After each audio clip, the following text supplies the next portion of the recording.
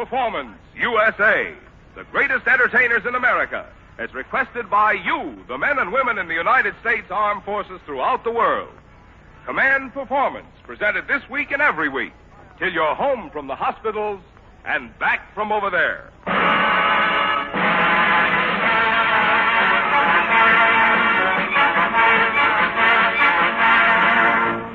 Hiya, gang. This is Marvin Miller bringing on another Command Performance. 30 minutes of the top talent and tunes ordered in your letters to Old Command, care of Armed Forces Radio, Los Angeles, USA.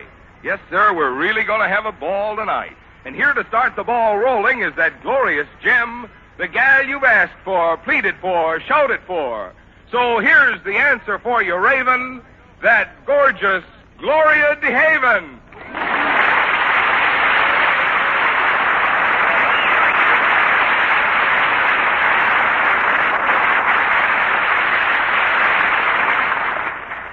Thanks, Marvin, and hi, gang. Well, we have a great big stack of mail to answer tonight, and a good portion of it calls for a return visit from a young man who's not only the youngest musical director in pictures today, but he's also mighty good at pounding a piano. Guys and gals, meet Andre Previn.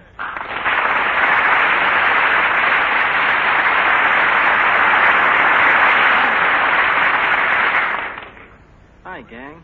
But, Gloria, really, that was a pretty flowery introduction you gave me. It's a little embarrassing. Oh, but every word of it was true, Andre. You are a genius. You're an artist of the keyboard. Well, confidentially, Gloria, what I'm proudest of is being an artist with paint and brush. Why, Andre, I didn't know. Why, yes, I sign my canvases with the name Tiberius Trotius. Tiberius Trotius? Yes, and the critics are becoming familiar with my work. Oh? Why, when I have a painting on display, people just take one look and say, "Goodness, that's atrocious." Oh, fine. Andre, you better take a walk over to the piano. Andre, let's hear your beautiful arrangement of I Surrender, dear. And while you're playing it, I'll be all ears. All ears? Not quite. Andre?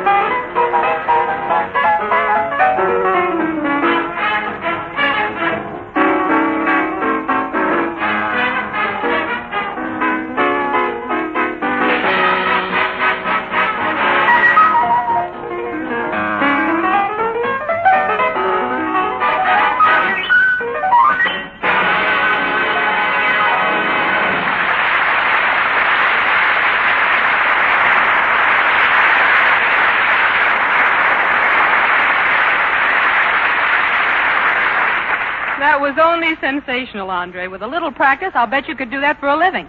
And now, Gloria, here comes a super special visitor. He's a top favorite with the boys and girls. These days, he wears the silks of Universal International. But not too long ago, he wore the khaki of Uncle Sam. It's that electric personality, charged with energy, the human spark plug, Donald O'Connor.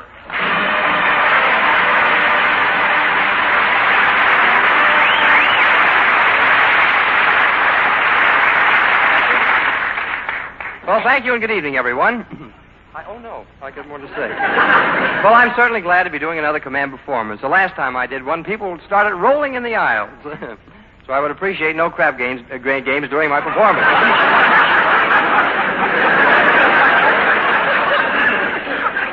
You know, during the last show, Bob Hope sent me a telegram. He said, "Don't hold your scripts so close to the footlights. They're so hot they'll pop your corn."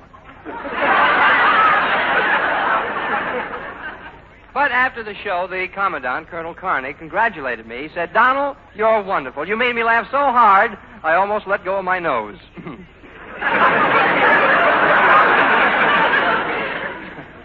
Donald, I hear you finished 2 new movies since that time. Yeah, that's right, Gloria. The first one was called Are You With It? Are You With It? We previewed it in Pomona, and the audience wasn't. But when my picture started, I had the people glued to their seats. With emotion? No, Scotch tape. But gosh, it was thrilling. Say, seriously, did you hear any comments on your acting? Well, one of the ushers said I underplay too much, that I'm too subtle. Subtle, pardon me.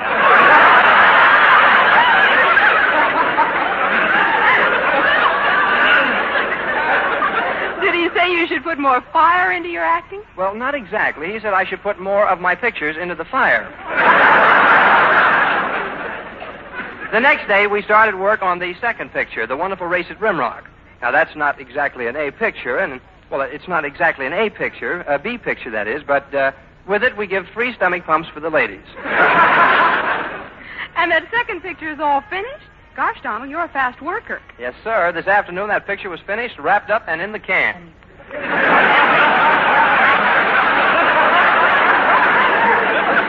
This afternoon? Goodness, you're too late. What do you mean? You're supposed to have those cans out at the curb by 9 a.m.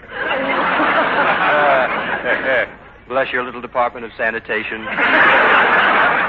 Gloria, would you like to attend our dinner at the studio tonight? Oh, of course, Donald. I'll be as spry as a bedbug, hungry as a termite, and nimble as a flea. Well, come early, Gloria. We're having DDT.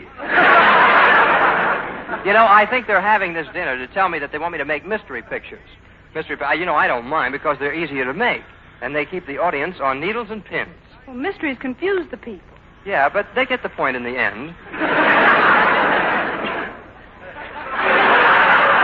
Or maybe I'll go back to radio. Radio? Say, do you know any jokes, Don? Oh, I've got a million of them. Irish jokes, mother-in-law jokes. You know anything about bugs or fleas? Oh, I've got a million of them.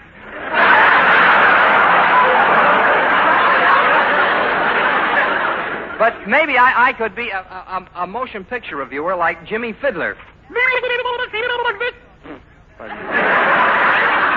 News about pictures. I saw the famous movie I Walk Alone. I give this picture 2 cakes of Lifebuoy. I became a celebrity that night. You know, George Washington crossed the Potomac and got his face on a dollar bill. I crossed Hollywood Boulevard and got my face under a Pontiac. Bad joke. And now to answer the mail. Open letters to Corporal Egghead Smith. You ask, is Ava Gardner talent improving? It certainly is. She picks a better husband every year. Flash, my guest star, Mickey Rooney, will not be here tonight. He's having trouble with the upstairs maid. What's the trouble? She won't come downstairs.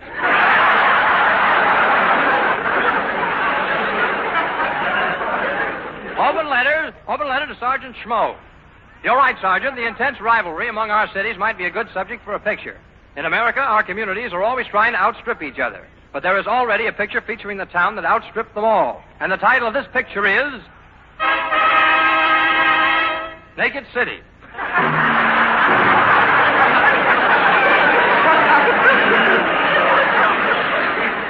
Tonight, Command Performance will present its own version of Naked City, uncensored. You know, in Boston, they had to show that picture with shorts.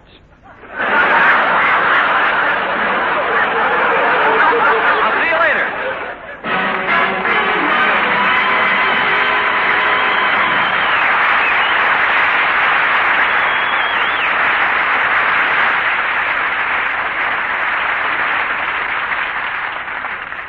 fellas at the Veterans Administration Hospital back in Butler, Pennsylvania, I'd like to dig right into a copy of Don't Blame Me.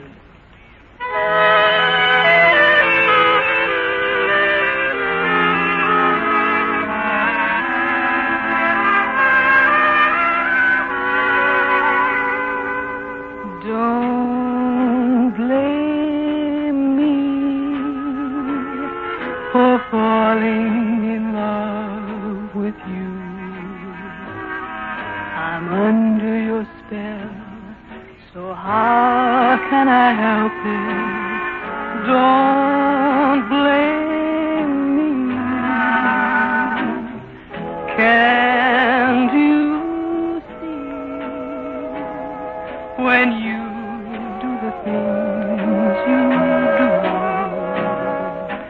If I can't conceal the thrill that I'm feeling, don't blame me.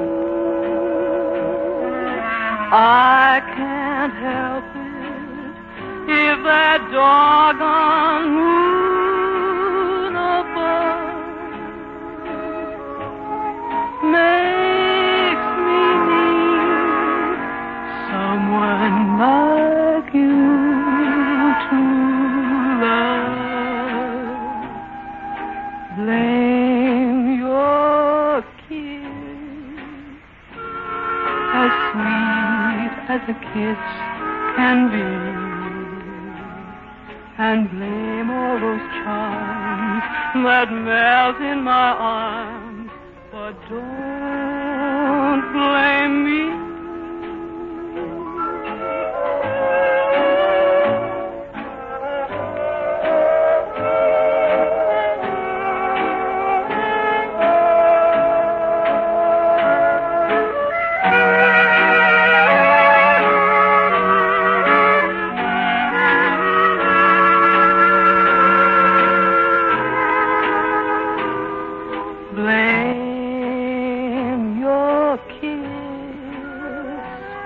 As sweet as a kiss can be,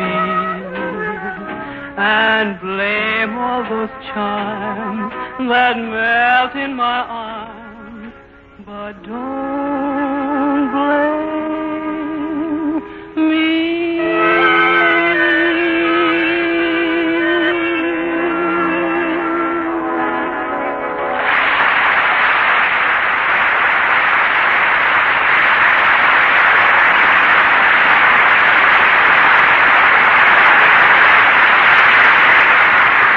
Gloria, that was really great. Why, thank you, Marvin. Now, let's get on with our drama. Mr. Miller, will you please set the scene for Naked City? Right. Thank you. Here we go to New York, approaching the magic skyline of the city, peering down into the lives of 8 million people, each person with a story all his own. Sorry, dear, I was detained at the office. There's a guy with a different story every night. Now the sun is right, setting the sky aflame. Somehow the spirit of love pervades this warm spring morning. Romance is everywhere. Look on that bush in Central Park. A little boy bird is telling a little girl bird how he loves her. I love you! I love you lots and lots!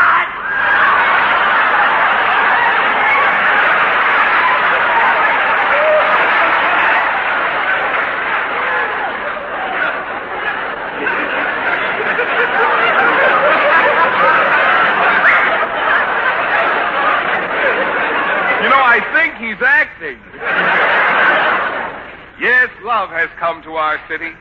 For instance, let us go to a building just off the East River and look in on a honeymoon apartment. Fresh. Oop, wrong apartment. Let's try this one. It's the home of 2 lovebirds, young Detective O'Connor and his charming wife, Gwendolyn, who says, Oh, Donald, you're a wonderful detective. That's true. You know, I'm the man who sent Lucky Myers to the hot seat. And I sent Lucky Finnegan to the hot seat. And Lucky Luigi and Lucky Smith. You mean? Yes. I've been burning Luckies now to 25 years.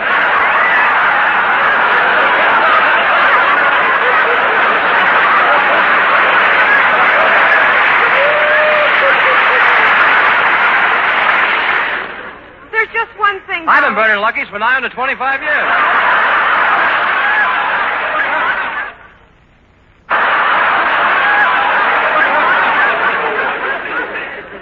I've been burning... No, go. There's just one thing, Donald. In all the time we've been married, you've never even kissed me. Every time you take me in your arms, the telephone rings and you're called off on another case. I'll fix that right now. I'll rip out the phone by the roots. By the roots. There. Now, Gwendolyn, come into my eager arms. Noisy roots. Hello? This is Sam Spade, the detective. No, wrong Spade. Hello, Detective O'Connor speaking. This is Chief Gilhooly. Hurry over to Gloria DeHaven's apartment. I just found a beautiful, seductive blonde floating in the bathtub. Well, what do you want from me? A towel. She's soaking wet.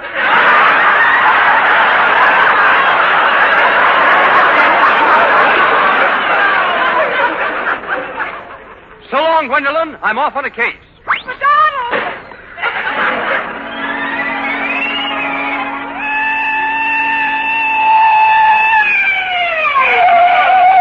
Oops. Hiya, Chief. Where's the body? In the next room. She's a blonde. 5'2", eyes of blue. 36 hips, 36 chest, 36 teeth.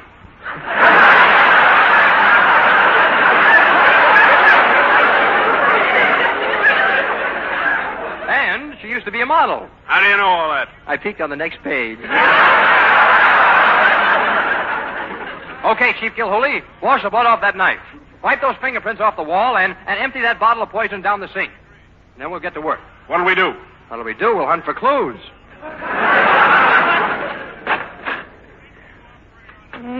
Hello, you great, big, manly detectives.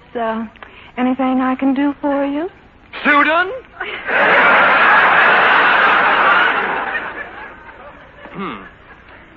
So this is the body. I better inspect it carefully. O'Connor, that's not the body. Chief, you inspect your evidence and I'll stick to mine. Now let's look for fingerprints. Okay. Fingerprints here. Fingerprints here. Fingerprints here. Fingerprints here. That's funny. No fingerprints here. Wonder why. No wonder, boys, you're looking down my mouth. Gloria, you shut up and get back in that bathtub. You're dead. No, I'm not. I'm glad you said that. We would have left right out in the middle with the... I'll come in again. Yeah, I'll come in again. Go ahead, come in again. No, I'm not. Yes, you are. I wouldn't be... Oh. No, I'm not. I wouldn't be found dead in a bathtub. Oh, no? Then what were you doing in the bathtub? Well, to tell the truth, I was mowing the lawn. What, in the bathtub? Sure, that way you don't get grass all over the yard.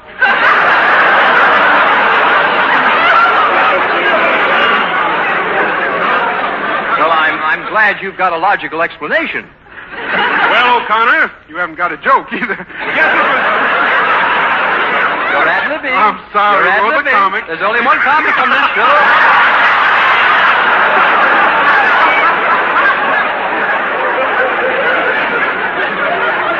Well, O'Connor, I guess this was just Wait a minute. Don't say a word. Don't say a word. Don't speak. Don't say a word. Don't, wait. Go ahead. I found my place. Well, O'Connor, guess this was just a false alarm. Yeah, I'm going to go home and make love to my wife.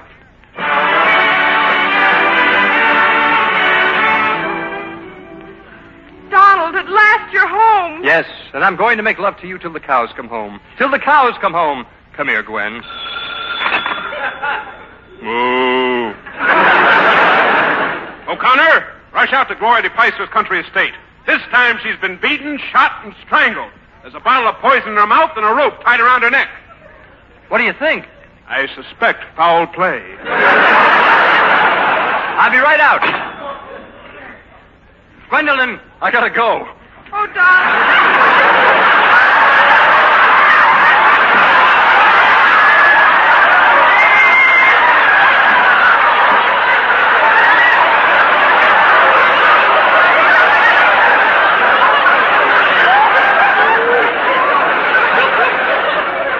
Oh, Donald. I'll see your eyes.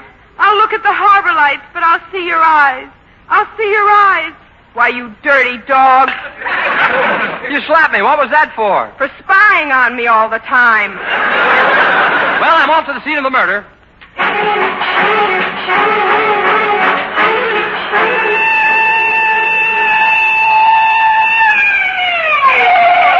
Oops.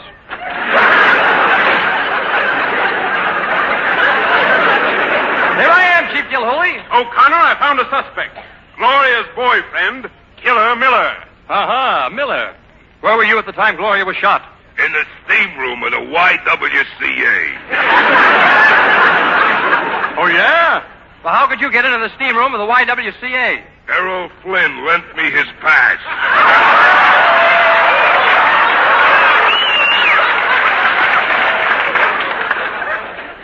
You're in the clear. Now we'll, Now will you take your smoking gun and get out of here? We're trying to solve a murder. Well, if you wait till I wash the blood off my hands, maybe I can help you solve this murder. I'll get out of here. Every Tom and Harry wants to be a dick.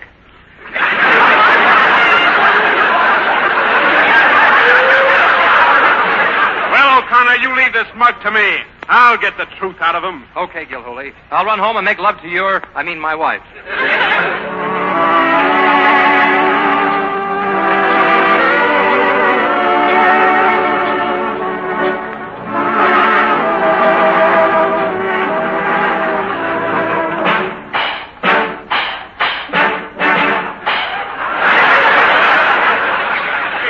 Thank you, Guy Lumbago.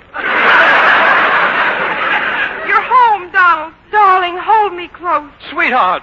Precious, hold me close. Oh, this case has been running you ragged, Donald. You haven't changed your clothes for 3 days.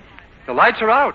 How can you tell I haven't had my clothes off for 3 days? Never mind, but don't hold me so close.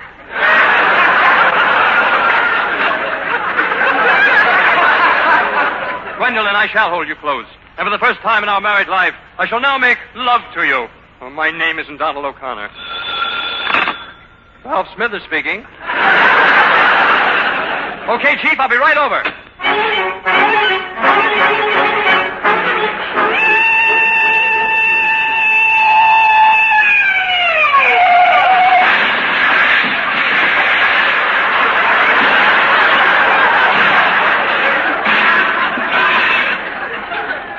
Well, I couldn't miss it every time. Chief Gilhooly, what's new? O'Connor, I have deduced that the fatal shot was fired from 45 feet away. Aha, Killer Joe Miller. Where were you when the shot was fired? In the bathroom. Mm-hmm. How far is that from here? 45 feet. This case gets more baffling every minute. Miller, I can't spend the rest of my life on this case. I should be home making love to my wife. Me too. Look, couldn't you confess to something?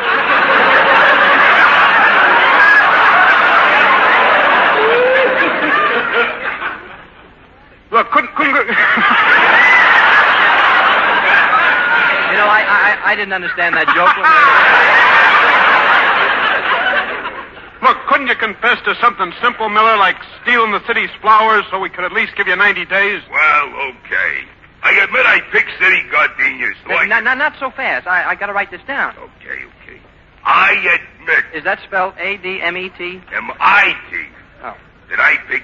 P-I-C-C? No, with a K as in kill. Oh. City gardenias. Gardenia, C-A-R-D. No, with G as in Gloria. Oh. Pick them to sell. C-E-L-L. No, S as in sign. Oh.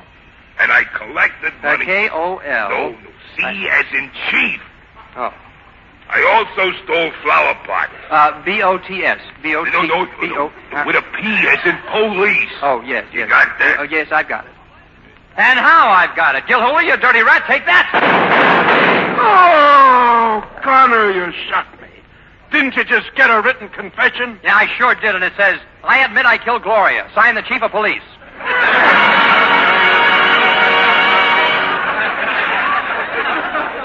At last, I can go home and make love to my wife. And that's the story of one life in our naked city. Now dusk is falling. Bright lights go on along Broadway. Many colored lights twinkle in the harbor.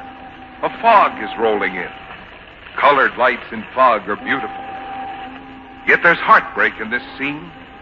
For down in his waterfront apartment, a lonely young man cries bitterly. Gwendolyn! Gwendolyn, you're gone. I finally got a chance to hold you close, and you left. Why? Why, Gwendolyn? Why? Why? Why? And out of the night, the answer returns.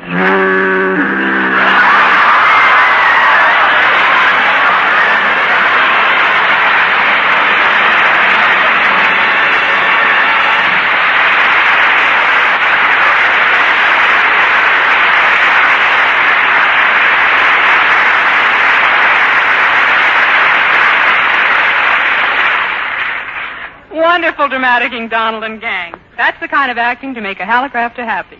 But now for a serious note. We have a wonderful letter here from storekeeper third class Manuel Mirinda, who wrote to us from Alaska. The title, of course, is What the Constitution of the United States Means to Me. Marvin Miller, would you read Manuel's letter? Gladly.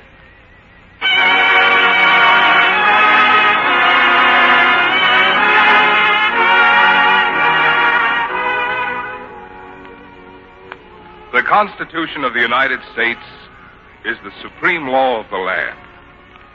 Every law-abiding citizen must know his rights and privileges as well as his obligations, and must believe in whatever is embodied in it. As a citizen of the United States, this is what the Constitution means to me. I'll obey and respect and love it as I love the United States, which is the home of my people and the source of my well-being. I must not only think of my rights and privileges for my own safety and protection as provided in the Constitution, but I must also know what my duties and obligations are as well. I'll always be a good citizen and will always be loyal to my country as well as to my people. I will be honest, self-supporting, and serviceable in time of peace and adversity. It's my duty to bear my share of the sacrifice, the burden, and the responsibility. I'll work and save to make my country prosperous and strong so that I will be an asset to the community. I will obey the rules and help government officials enforce the law. I'll pay my taxes willingly and promptly. The Constitution has established a government of the people, by the people, for the people, and granted equality among the rich and the poor. It has also given me the opportunity to acquire the highest learning I could attain, has given me the freedom of the press and speech to voice my opinions, and has granted me the opportunity to worship in whatever denomination I would choose. The Constitution is the government itself and is the salvation of our every need. Thank God for allowing us to live under its guiding light.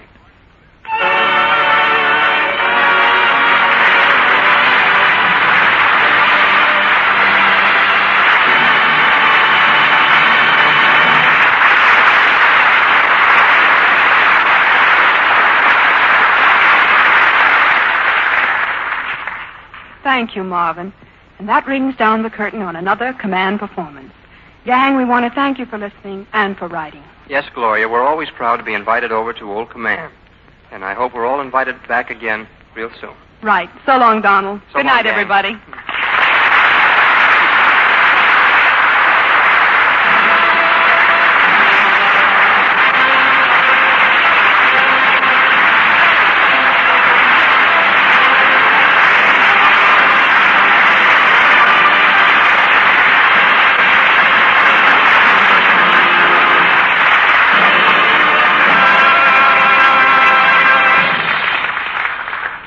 This program was arranged with the aid of the Hollywood Coordinating Committee. This is the United States Armed Forces Radio Service, the voice of information and education.